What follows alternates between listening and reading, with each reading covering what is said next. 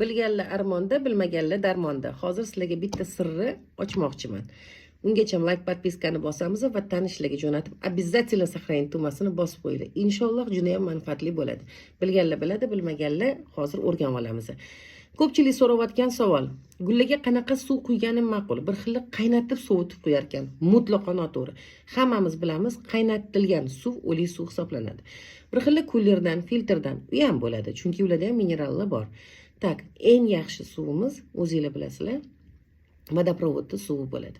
Faqat unda hammasida makro mikro elementlari bor, faqat unda xlor bo'lgani uchun biz quya olmaymiz. O'zingizlar bilasizlar, masalan, tuveni chetlari, turponi ustilari yoki suv sepganingizda ustilari oqoq bo'lib qoladi. U xlor sekin-sekin yig'ilib, u yemiradi. Hamma biladi xlor yemirilishini. Toma-toma ko'l bo'laver deydi-ku. Shu uchun hammaga aytiladi: yo shuni sepinglar kullerdigini filtrlanganini yoki bo'lmasam suvni tindirib qilinglar. Yomg'ir suvi ham juda ham yaxshi hisoblanadi.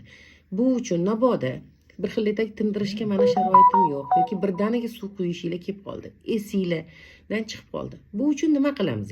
Bu bizda ham bo'ladi, chunki juda ham katta magazinda ish ko'p, suv ko'p ketadi. Shu uchun men nima qilaman? Mana qaranglar. U uchun birdaniga suv quyishinglar kerak.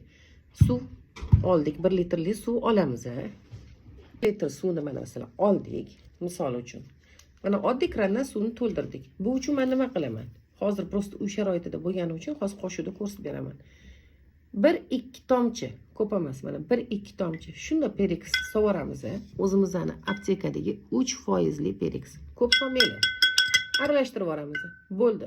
Bu xlorni xudo xolasa parchalab tashlaydi. Mana oddiy pereks vodorod o'zimizning aptekadagi arzongina uy sharoitida tayyorlash. Обычно joy darajasiga osongina.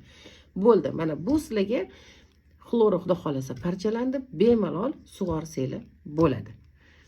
Marhamat. Ustidan ham sepsanglar bo'ladi, chunki xlorni qanaqadir ma'lum miqdorda parchalab tashadi. Foydalaninglar, tanishlarga jo'natinglar, inshaalloh foydasi tegsa juda ham xursand bo'laman.